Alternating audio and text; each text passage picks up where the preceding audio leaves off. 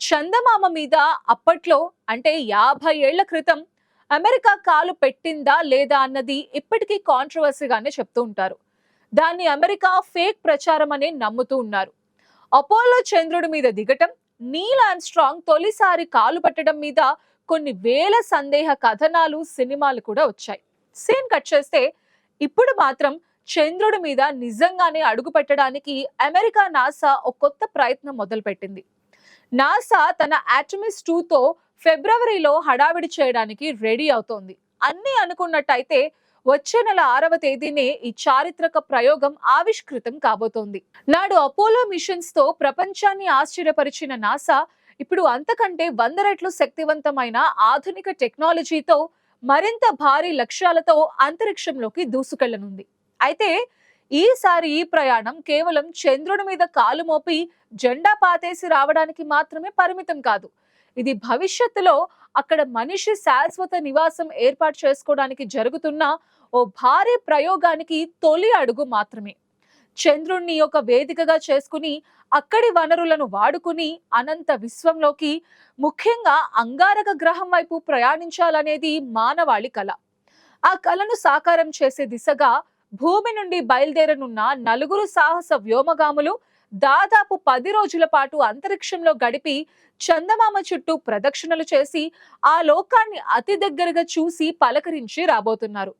చంద్రుడికి 10,000 కిలోమీటర్ల దూరంలో ప్రయాణిస్తూ మానవ జాతి అంతరిక్ష ప్రయాణ సామర్థ్యాన్ని ప్రపంచానికి చాటి చెప్పనున్నారు. ఈ ప్రయోగం కోసం ప్రపంచ వ్యాప్తంగా ఉన్న అంతరిక్ష ప్రేమికులు, శాస్త్రవేత్తలు కూడా 1000 కళ్లతో ఎదురు చూస్తున్నారు.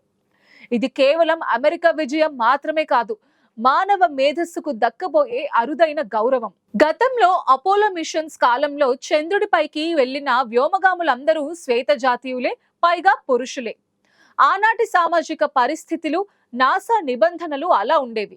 కానీ నేటి ఆర్టెమిస్ మిషన్ ఆ పాత సాంప్రదాయాలన్నింటినీ తిరగరాస్తోంది. అంతరిక్షం అందరిది అని నిరూపిస్తోంది. ఈ మిషన్ లో ప్రయాణించే 4 వ్యోమగాములు వైవిధ్యానికి, సమానత్వానికి ప్రతీకలుగా నిలుస్తున్నారు. వీరిలో క్రిస్టినా కోచ్ చంద్రుడి కక్షలోకి వెళ్లే మొట్టమొదటి మహిళగా చరిత్ర సృష్టించబోతున్నారు. ఆమె ఇప్పటికే అంతరిక్షంలో అత్యధిక రోజులు గడిపిన మహిళగా రికార్డ్ క్రియేట్ చేశారు. అలాగే విక్టర్ గ్లోవర్ చంద్రుడి చెంతకు చేరనున్న తొలి నల్ల జాతీయుడిగా నిలవనున్నారు. వీరితో పాటు మన పొరుగు దేశం కెనడాకు చెందిన జెరెమీ హాన్సన్ కూడా ఈ బృందంలో ఉండటం మరో విశేషం. అంటే అమెరికా తర్వాత చంద్రుడి పరిధిలోకి వెళుతున్న రెండో దేశంగా కెనడా రికార్డ్ పుటల్లోకి ఎక్కనుంది. మిషన్ కమాండర్ రీడ్ వైజ్మెన్ నేతృత్వంలో ఈ 4 సభ్యుల బృందం అత్యాధునిక ఓరియన్ వ్యోమ నౌకలో ప్రయాణిస్తూ భూమికి సుమారు 4 లక్షల కిలోమీటర్ల దూరంలో వెళ్లనున్నారు. వీరి ప్రయాణ మార్గం కూడా చాలా ప్రత్యేకం. వీరు చంద్రుడి ఉపరితలానికి దాదాపు 10,000 కిలోమీటర్ల దూరంలో ఉంటూనే చంద్రుడి ఆకర్షణ శక్తిని ఉపయోగించుకుని తిరిగి భూమి వైపు వస్తారు.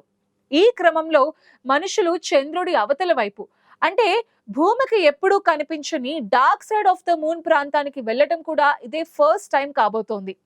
ఆ చీకటి కోణాన్ని మనుషులు కళ్ళారా చూడబోతున్నారు. అక్కడి నుండి చూస్తే భూమి ఒక చిన్న నీలిరంగు గోళంలా కనిపించే అద్భుత దృశ్యాన్ని వీరు వీక్షించనున్నారు. అసలు ఈ మిషన్ ముఖ్య ఉద్దేశం ఏంటి? ఎందుకు చంద్రుడి మీద దిగకుండానే కేవలం చుట్టూ తిరిగి వెనక్కి వచ్చేస్తున్నారు అనే సందేహాలు సామాన్యుల్లో కలగడం సహజం. దీనికి శాస్త్రవేత్తలు చెప్తున్న సమాధానం ఒక్కటే: భద్రతే ముఖ్యం. ఇది రాబోయే భారీ మిషన్స్ కి ఒక ట్రయల్ రన్ లేదా డ్రెస్ రిహార్సల్ లాంటిది. మనుషులను చంద్రుడి మీద సురక్షితంగా దించి అక్కడ కొన్ని రోజులుంచి మళ్ళీ క్షేమంగా భూమి మీదకి తీసుకురావడానికి చేసే ప్రయత్నంలో భాగం. ఈ జర్నీకి అవసరమైన లైఫ్ సపోర్ట్ సిస్టమ్స్, కమ్యూనికేషన్ వ్యవస్థలు, నావిగేషన్ పరికరాలు సరిగ్గా పనిచేస్తున్నాయో లేదో పరీక్షించడమే ఆర్టెమిస్ 2 యాత్ర ప్రధాన లక్ష్యం.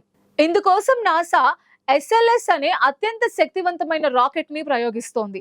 ఇది ప్రయోగ సమయంలో ఏకంగా 88 లక్షల పౌండ్ల థ్రస్ట్ ని ఉత్పత్తి చేస్తుంది. అంటే అపోలో కాలం నాటి సాటర్న్ 5 రాకెట్ కంటే ఇది 15% ఎక్కువ శక్తివంతమైంది. 322 అడుగుల ఎత్తు ఉండే ఈ రాకెట్ న్యూయార్క్ లోని స్టాచ్యూ ఆఫ్ లిబర్టీ కంటే పొడవైంది.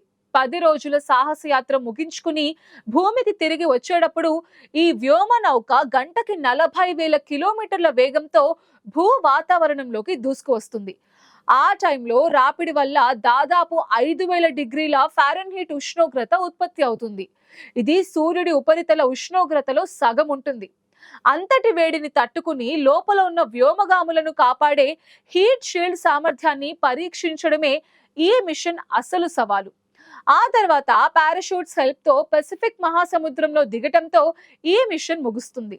అయితే ఇక్కడే అందరికీ ఓ డౌట్ వేధిస్తూ ఉంటుంది.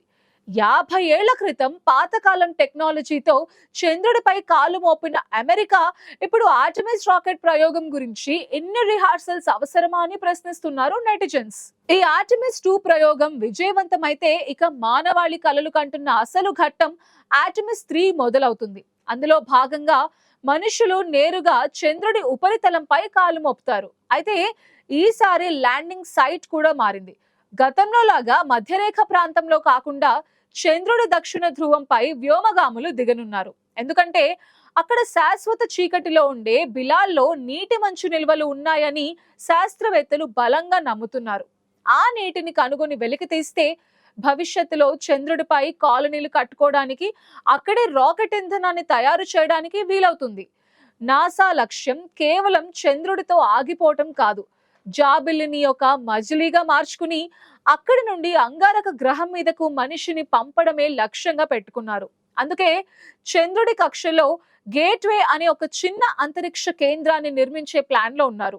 ఇది చంద్రుడి చుట్టూ తిరుగుతూ వ్యోమగాములకు వసతి గృహంలా, పరిశోధన కేంద్రంలో ఉపయోగపడుతుంది. ఇప్పుడు జరగబోయే ఆర్టెమిస్ 2 మిషన్ ఆ భవిష్యత్తు అంతరిక్ష సామ్రాజ్యానికి పునాది రాయి లాంటిది. ఫిబ్రవరి 6న లాంచ్ కుదరకపోతే అదే నెల 7, 8, 10, 11 తేదీల్లో ప్రయోగానికి నాసా సర్వం సిద్ధం చేసింది. వాతావరణం అనుకూలించి సాంకేతిక సమస్యలు తలెత్తకపోతే మన జీవిత కాలంలో మరోసారి మనిషి జాబిలిని చేరే అద్భుత దృశ్యాన్ని చూసేందుకు వీలవుతుంది.